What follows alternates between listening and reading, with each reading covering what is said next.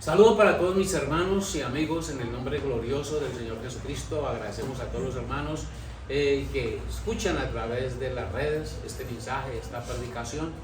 El propósito de este ministerio es el hacer la voluntad de Dios. Queremos hacer la voluntad de Dios.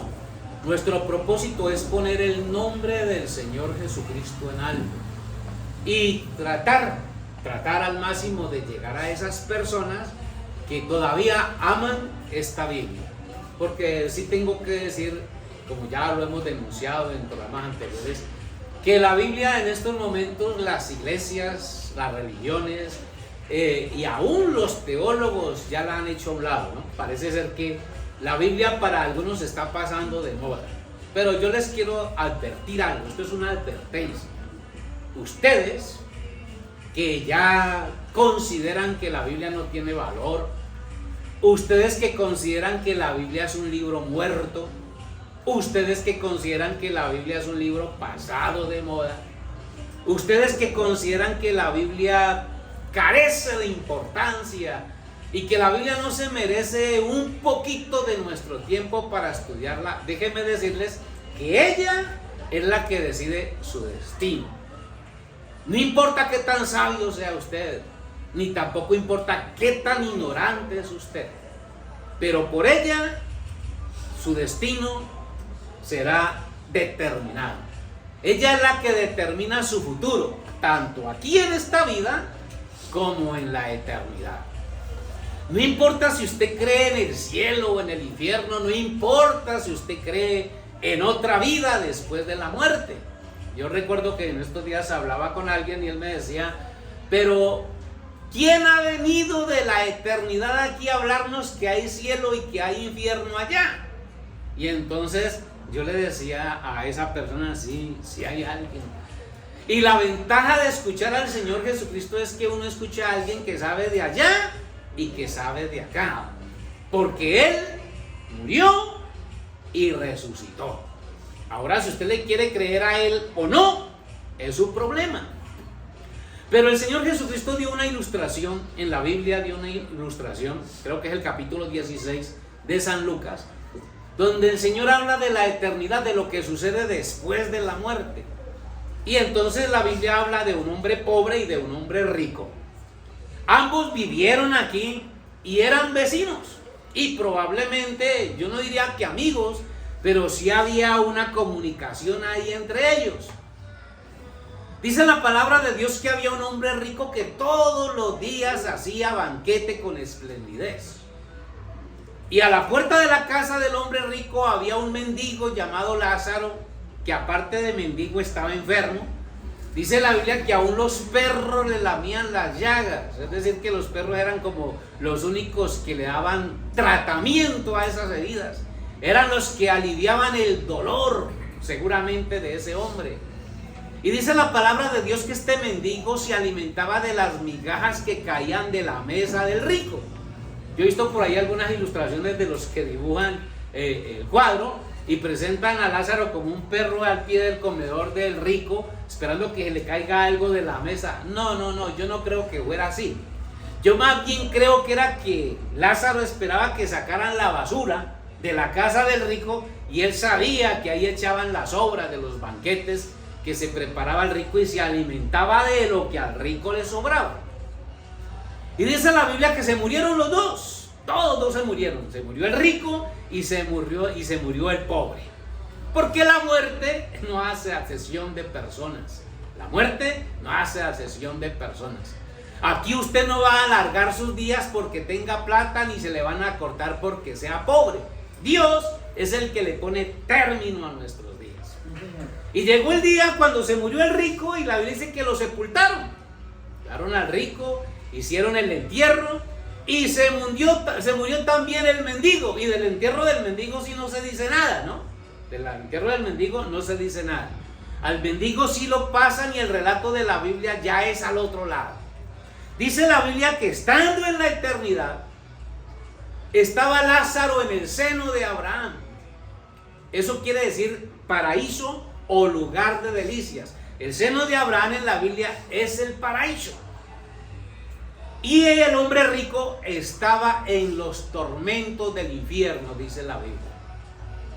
Y allá en la eternidad, el rico alcanzó a ver a Lázaro que se la estaba gozando con Abraham. Y entonces el rico le pide a Abraham y le dice: Padre Abraham. Me llama mucho la atención que él llama a Abraham Padre. Padre Abraham, por favor envía a Lázaro que moje la punta de su dedo en agua y toque mi lengua, porque soy gravemente atormentado en esta llama. Y entonces dice la Biblia que Abraham le contestó: hijo, acuérdate que allá en la vida, allá en tu recorrido por el planeta Tierra, tú tuviste tus bienes y este tuvo también sus males. Ahora este es consolado aquí y tú atormentado. Y además de esto hay un gran problema, que de aquí no se puede pasar allá, ni de allá se puede pasar aquí.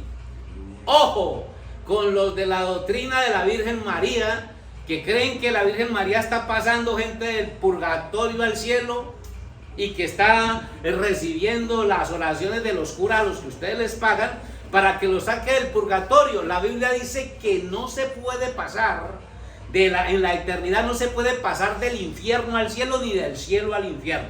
El purgatorio, alguien me dice: ¿existe el purgatorio? Sí, el purgatorio sí existe, pero el purgatorio está aquí en la tierra, porque el purgatorio es la sangre de Cristo. La sangre de Cristo es la que nos limpia de todo pecado. Y la sangre de Cristo no fue derramada en la eternidad. La sangre de Cristo fue derramada sobre este planeta para que la gente que está en este planeta se arrepienta, acepte el sacrificio de Cristo como único medio de salvación y de entrada al reino de los cielos, y no llegue al lugar donde llegó el rico aquel. Ustedes que están creyendo que María los va a sacar del purgatorio, olvídese de eso. Eso no existe. La Biblia no habla de eso. Y qué pena con los católicos y con el Papa y con toda esta gente, pero eso es mentira. Así que usted decide si le cree a Dios, a su palabra, o le cree a la tradición. Y entonces dice la Biblia que Abraham, hablando con el rico, le dijo: no se puede pasar de aquí a allá ni de allá a acá. Cuando el rico escucha esa respuesta, sabe que está perdido, que no tiene esperanza. Y entonces le dice a Abraham: Padre, tengo 5 hermanos. Se acordó de su familia. Tengo 5 hermanos, son riquitos igual que yo. Son herederos de las mismas riquezas que yo, viven igual que yo, en placeres, en parrandas, en pecado, en disoluciones. Envíales a Lázaro a ellos para que ellos se arrepientan y no vengan aquí donde estoy yo. Ya usted podrá imaginarse el lugar donde estaba el rico que no quería que la familia fuera allá. Abraham le dice: hijo, allá tienen a los profetas, allá tienen a los predicadores, allá tienen esta Biblia son los profetas, esta Biblia son los mensajeros de Dios, que los escuchen a ellos. El rico desconsolado le dice: no, padre Abraham, esos no van a escuchar a los predicadores.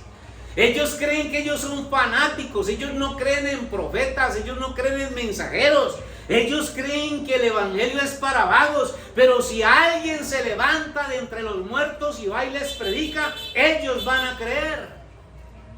Y entonces Abraham le dice: hijo, si no le creen a los profetas, si no le creen a los mensajeros, tampoco van a creer que alguien se levantó de los muertos.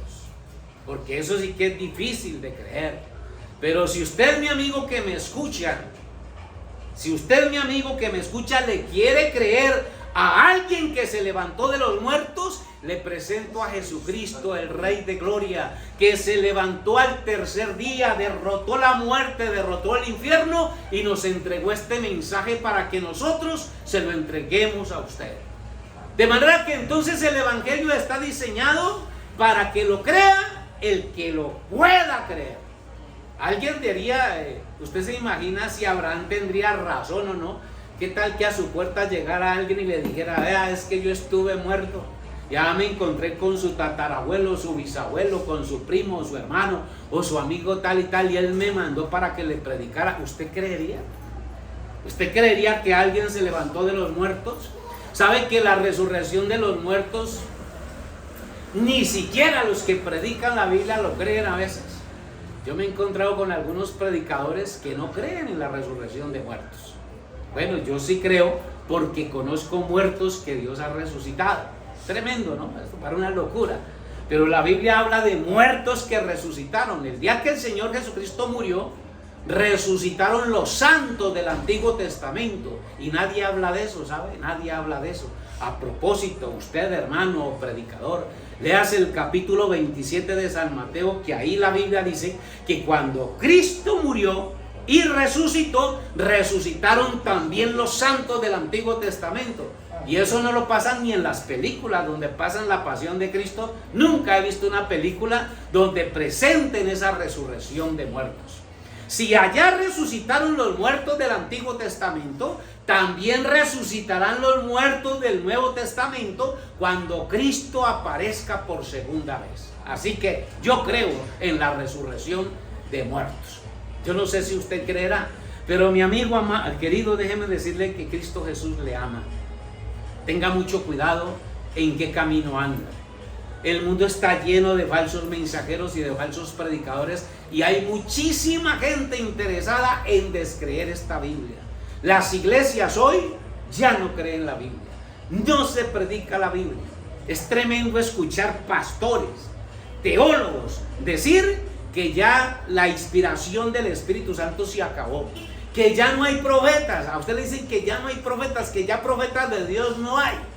Bueno, pues peor todavía para ellos, porque eso quiere decir que ellos están siendo engañados desde ya. Eso ya debería ser una señal para que usted sepa que usted está siendo engañado. Porque si su iglesia no tiene un profeta que lo guíe, entonces ¿quién lo está guiando?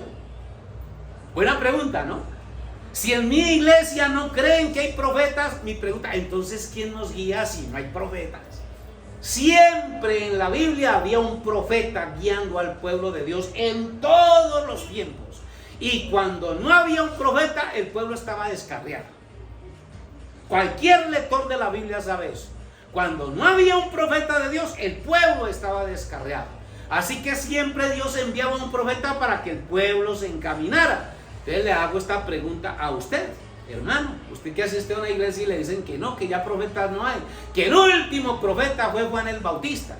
Pablo no era profeta, ni Juan el que escribió Apocalipsis era profeta, ni Jesucristo era profeta. Cuando en el Nuevo Testamento nos habla que en la iglesia apostólica habían profetas. Y el capítulo 4 y el versículo 11 de Efesios dice que Dios constituyó pastores, maestros, evangelistas, doctores y profetas. ¿Quién los constituyó? Dios. Una iglesia sin profetas es una iglesia ciega. Una iglesia sin profetas es una iglesia que no sabe para dónde va. Dios no estableció institutos bíblicos, Dios no estableció teólogos, Dios estableció y puso a su Espíritu Santo para que guiara a su iglesia, y el Espíritu Santo siempre ha guiado a la iglesia a través de un mensajero. ¿Cuál es el suyo? ¿Cuál es el suyo? ¿Cuál es el mensajero que lo está guiando a usted? Vale la pena que usted se haga la pregunta.